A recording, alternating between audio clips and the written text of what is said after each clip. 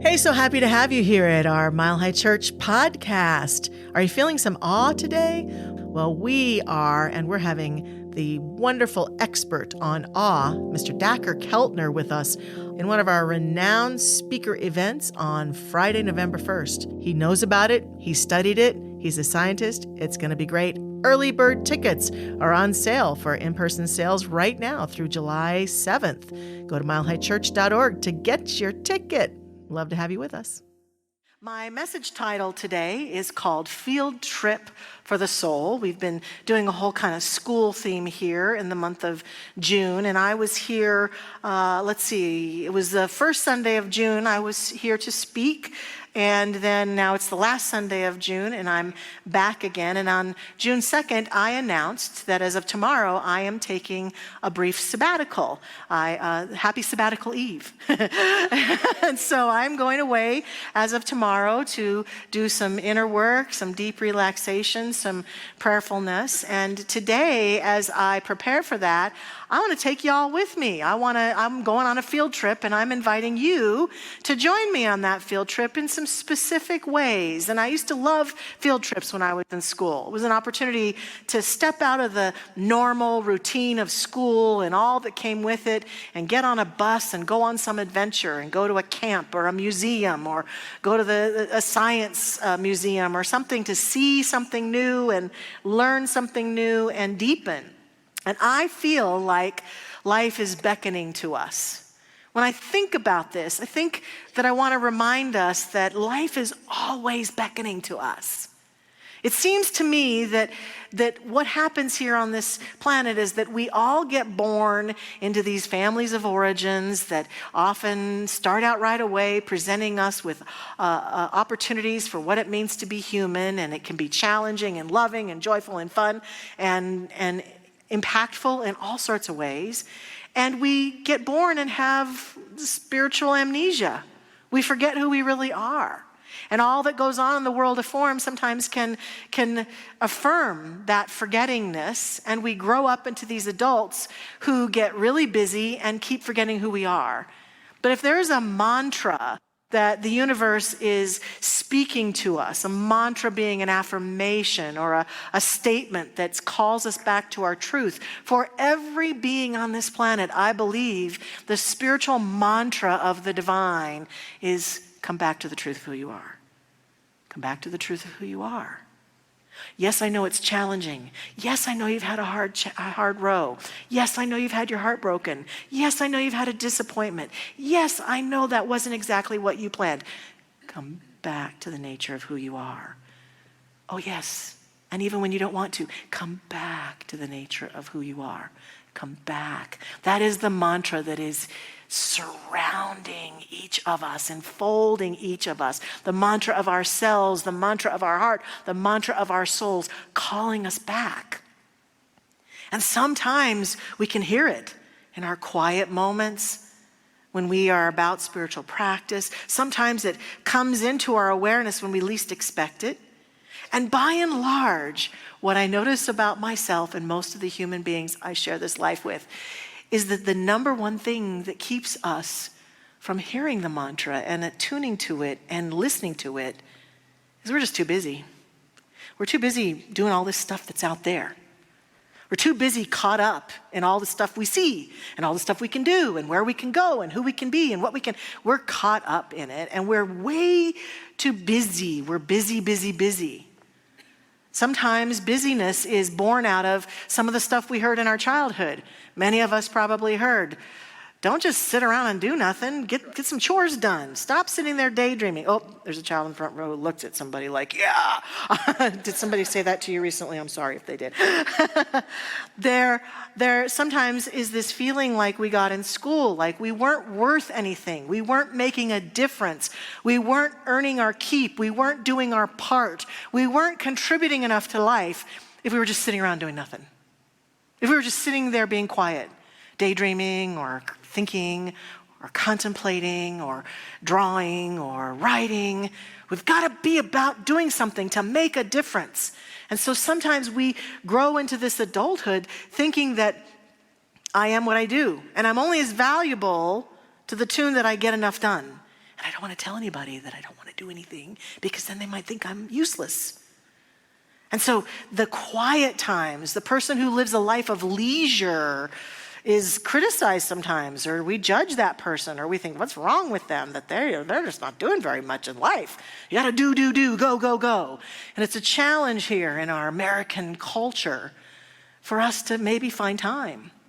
It's an addiction, a busyness addiction, a workaholism that we might have. And there's also this element born out of a lot of that cultural stuff that tells us that the busiest people are the most important. If you're really busy, you're really important. You're really making a difference. But what if that's not true? What if that's actually the opposite? The people who make the most difference are the people who can go into the silence, who can go into their own nature, who can go into that place where they hear that mantra and they are motivated by that inner call of the Most High. So this is why we take vacations. This is why we take breaks often. This is why we do spiritual practice. But even on our vacations, we tend to be very busy. We got to see everything, go everywhere, do everything. It's important for us to have quiet time because we are overloaded. I found this, I was looking at cartoons about sabbaticals as I was looking for humor for my message, and I found a cartoon by cartoonist Eldon Dedini who says, I'm beginning to think I need a 3 million year sabbatical from humankind to recover from my health. 3 million years, this is kind of long. I'm not taking that long, thank goodness. But I am going to be away for a while to break this cycle of busyness and to go within. And I noticed that some of our spiritual traditions, if we look at the Judeo-Christian Bible in the Old Testament, one of the commandments is to honor the Sabbath. And that's not just about, hey, take a day off. Watch some television, have a good quiet day. It's about honoring the Sabbath, the holy day. It's about the invitation by those initial spiritual leaders to say, hey, look, your spiritual life has to take high priority in your downtime. You have to find time for that because it's who you are. It's the core of who you are. And if we stay so busy that we never access it or we glide right over it, we get anxious, we feel disconnected, we might get depressed. We don't enjoy our life near as much. We have got to find time to nurture ourselves in this way. Roman poet Ovid says, take rest. A field that has rested gives a bountiful crop.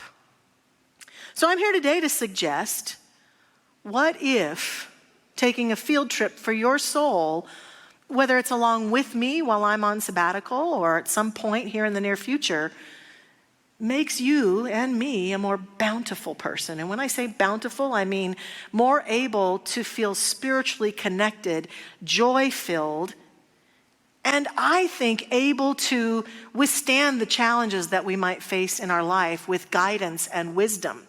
Whereas if we're just always glossing the surface, caught up in the world of form, all we can really do is react, versus being in that deepened space of the Most High and not always liking what we see or what we experience or what happens, but being able to respond from a spiritually grounded place. Know what's mine to do.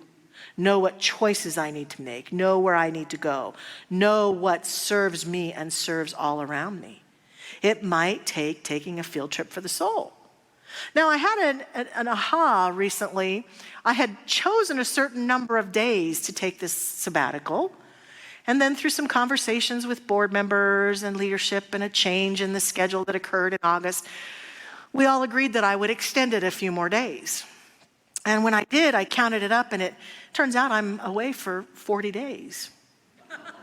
Interesting. Yeah, isn't that an interesting number?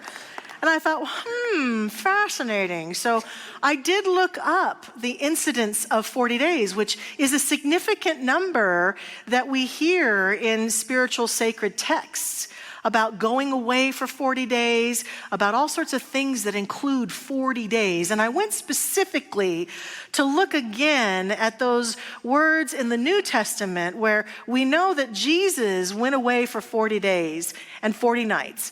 And according to the gospel, he was tempted by the devil over and over. Now, we don't believe in the devil here in this teaching.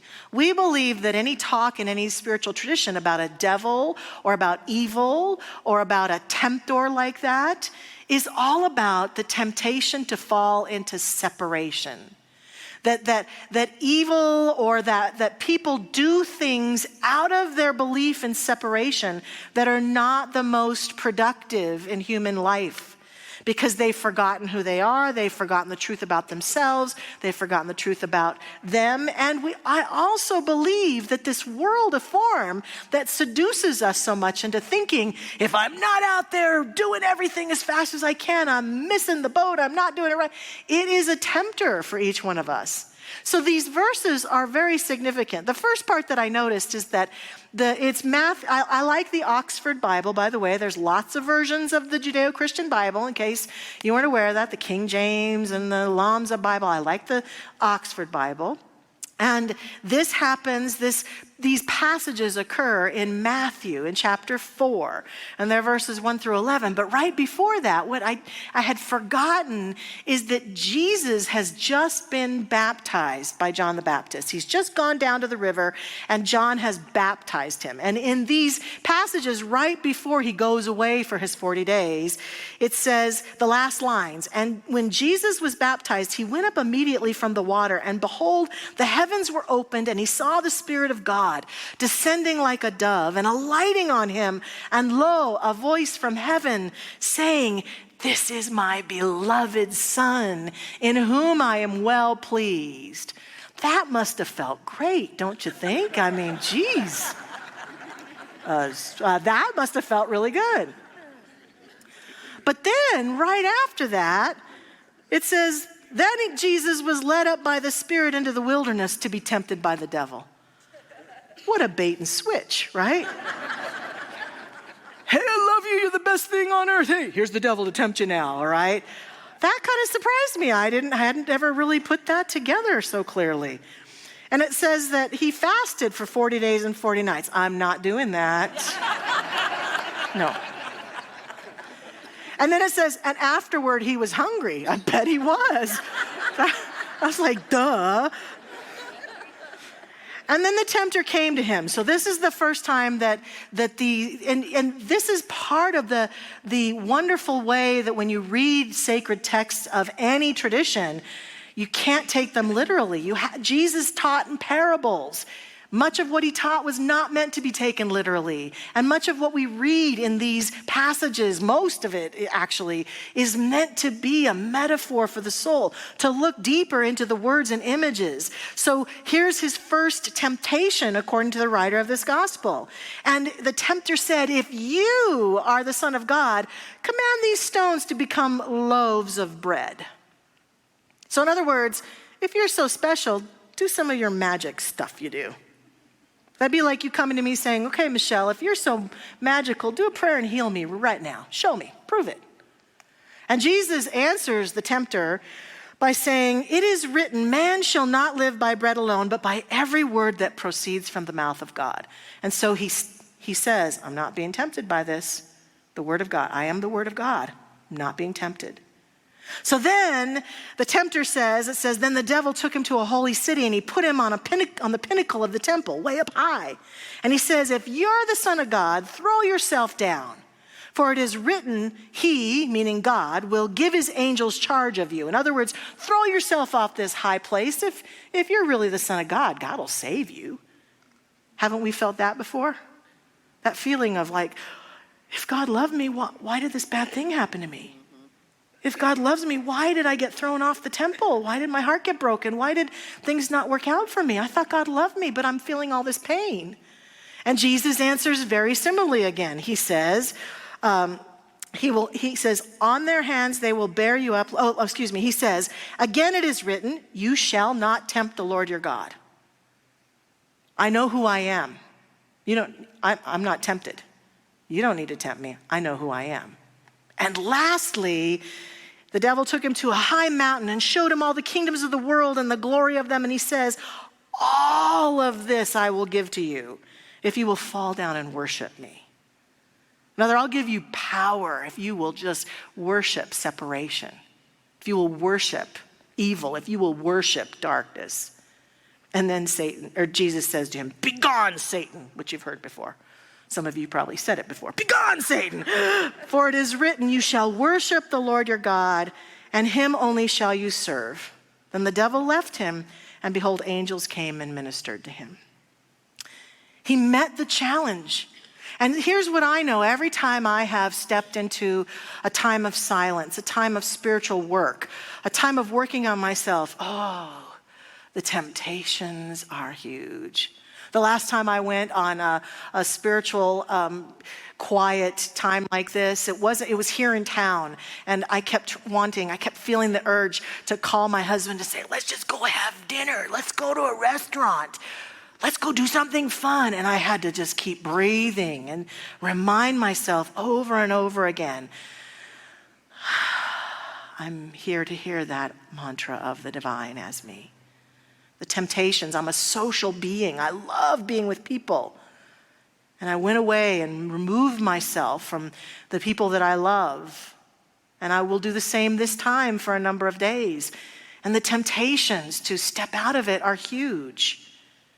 And so I'm seeing this as a field trip for my own soul, and an opportunity to know that I can meet these temptations by just going back to center, hearing it again and again as these passages teach us. And as I was contemplating this, I remembered a time years ago where I was blessed to be able to work with a man named Stuart Wilde, who came to speak here at Mile High Church. He was an author and a speaker, a very compelling man, and he would do workshops around town that were not connected to Mile High, but because I knew him and he knew me and some of the people who volunteered, I got to work his events, and so I got to attend his workshops. And at one point, he proposed something that I did in my own way that is born out of what I'm inviting you to join me to do today. Because right now you might be thinking, I'm not in a profession that gives me an opportunity to take a sabbatical. I can't do that. I can barely even get my vacation in, for gosh sakes. How am I ever going to do a sabbatical? And that's where I was in my early 20s. I was working here at Mile High Church on staff. I was going to college. I was going to school and working on getting my degree. And I was busy. But something about this invitation really called to me. And what Stuart really wanted people to do was to take 4 weeks and retreat from life like a sabbatical. And because I couldn't do it, I thought a lot about it and I came up with my own thing. And that's my invitation to us today. No matter how busy you think you are, no matter how impossible it might be, I'm inviting you on a field trip for your soul. And I'm telling you right now, you're going to meet the temptations that will keep you out of it. The temptations that say, I can't do this. This is too much. I can't possibly. But I believe it's well worth it. Because what happened in the experience of Jesus, what happens to many people who go away temporarily, is that deepened walk in their divine nature. And so I did 4 weeks, and you could do 4 weeks, 4 7-day sections, or 10 days at a time, and you could do them separately or connected. The point is intentionality. It's the intention to step back from life and really have quiet time. So what I did those many years ago is I told my family and friends, I am taking a month, and during any time that I am free from my job, I am dedicating it to my own spiritual work, to my own deepening. I'm not going to go out with my friends. I'm not going to go hang out and do things. I'm going to just go to work and go home. My mother was not particularly happy. She didn't really want me to do it because we're close and we were connected as we are now. But it meant I said, no, I'm going to be completely away for this time. And then I dedicated those chunks of time with clear intention, as Stuart suggested. So the first week that I went away, I dedicated it to my mental focus. And by that, I think we have to start with our mental atmosphere. This honestly is not the order that Stuart suggested it. But in my years of doing it, I think that this is really the best order. It's about mental focus. It's about looking at what I'm thinking. I carried around a piece of paper with me at that time, and I wrote down every negative thought that I had throughout the day. about myself, about anybody, about life. I wrote it down. And then at night when I go home or on the weekends, I spent time flipping those negative thoughts, saying, what would I rather think? What would I rather my mental atmosphere be? So that I could begin to contemplate and have new ideas. During that time, the reason I think that we should start with the mental is that I set intentions for myself. What is it that I really want to get out of this time? A deeper walk with the divine, a deeper sense of myself as an expression of God and love and joy, a sense of connectedness with my deepest self. What is it that I want to get out of this? So I spent time contemplating that. And then every day I read spiritual stuff. I withdrew from the world of movies and television and news. I did not do any of that, and I won't do that this time either. Back then, this was the ancient days when there was no cell phones or this thing called the interweb, right, Rick? There was no interweb. And so I didn't have to deal with that, but this time I'm going to deal with that by putting my phone on airplane mode, by having the discipline to lock it away and not look at it, just to be disconnected. So being disconnected and attuning to my own mental atmosphere became the first chunk of time that I spent and got myself connected to intentionality. Then the next week, I did physical focus. I focused on my body temple. I focused on trying to feel into what is it that my body is yearning for in terms of, does it need to move more? Does it need more vegetables? Does it need me to stop having alcohol or sugar or what it might be, to really listen to my body and begin to remove those things or add those things into my physicality each day? Do I need to stretch? But tending to and loving and honoring and listening to my body temple and feeling the physicality of being this being of life and not just ignoring the body temple and hoping that if I ignore it, it will just do its thing, but rather tend to it consciously, lovingly, listening to it. The third week was all about my emotional health. I attended to some of the issues that still caused me pain and suffering, or I got very emotional about certain relationships. This time that I'm away, since I was teaching the class on the Edwene Gaines financial prosperity laws, one thing she suggested that I'm going to do is a forgiveness inventory.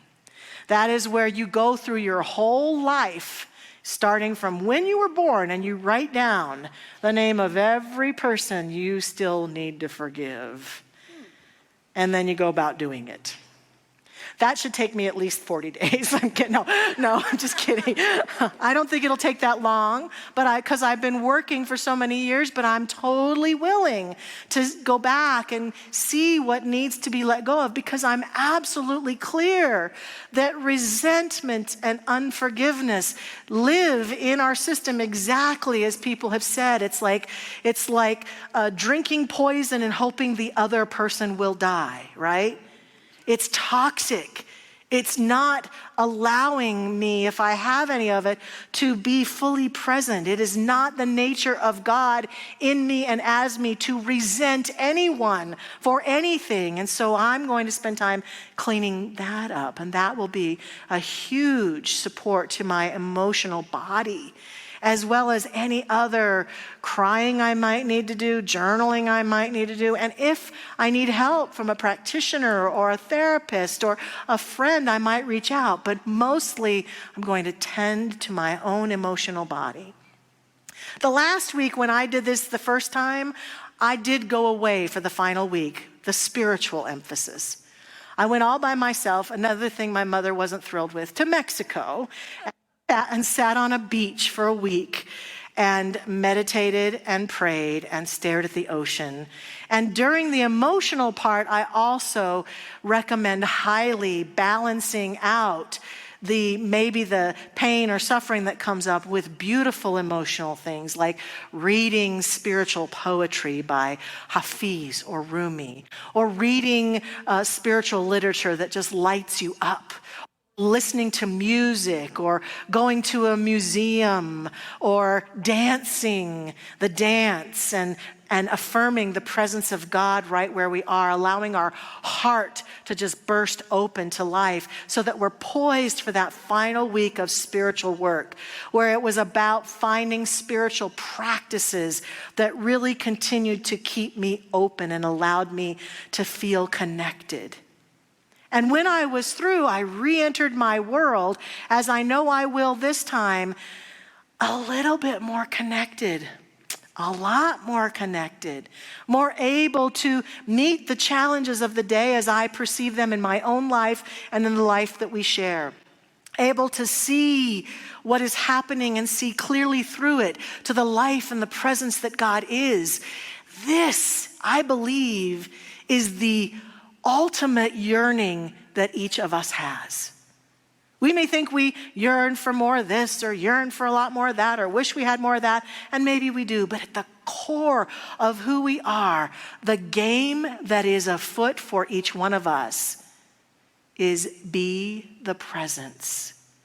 Be it, feel it, live it, express it in and through everything, even the challenges of life and the joys of life, that the opportunities abound for us to anchor ourselves into this truth and be it. This is the field trip that is afoot for us. This is my invitation. And I close with a quote from our founder, Dr. Ernest Holmes, who says to us, "In the silence of the soul's communion with the great cause of all being, into the silence of the absolute, into the secret place of the Most High, back of the din and the ceaseless roar of life, we shall find a resting place and a place of real spiritual power." Through the silence, through the stillness.